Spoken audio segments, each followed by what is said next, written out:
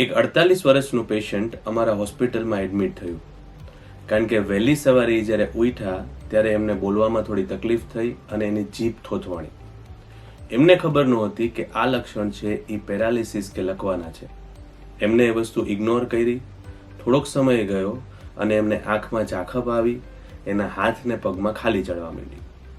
એ સમયે એ દોડીને હોસ્પિટલ આવ્યા, પણ જ્યાં સુધી એ હોસ્પિટલ પહોંચ્યા ત્યાં સુધી મગજની નળી ખોલવાનો 4.5 કલાકનો ટાઈમ ઓલરેડી નીકળી ગયો હતો. લકવો, પેરાલિસિસ કે સ્ટ્રોકની અંદર શું કામ હોસ્પિટલની અંદર વહેલું પહોંચવું જરૂરી છે? તો સ્ટ્રોક મુખ્ય 2 પ્રકારના હોય છે. એક કે જેની અંદર નળી ફાટે છે કે નળી લીક થાય છે, જેને અમારી ભાષામાં કહેવાય હેમરેજિક સ્ટ્રોક.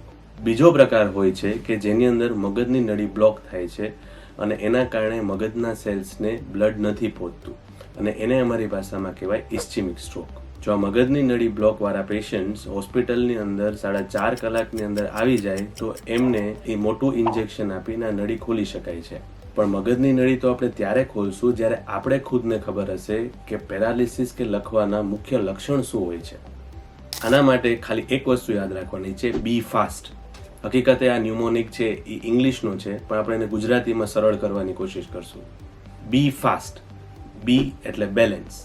બેલેન્સ એટલે આપણું જરૂર બેલેન્સ વયું જાય છે અને આપણે અચાનકથી ચક્કર આવી જાય છે. ઈ એટલે આઈસ.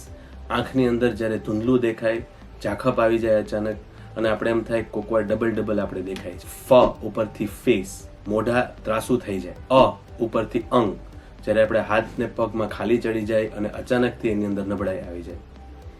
શ એટલે શબ્દ, બોલવામાં તકલીફ થાય, ઉચ્ચારમાં તકલીફ થાય અને જ્યારે તોતડું બોલાય. ટ ઉપરથી ટાઈમ ગુમાવ્યા વગર હોસ્પિટલ બને એટલું વહેલું પહોંચવું. આમાંથી કોઈ પણ લક્ષણ જો તમને દેખાય તો બી ફાસ્ટ અને જલ્દી હોસ્પિટલ પહોંચો. આભાર.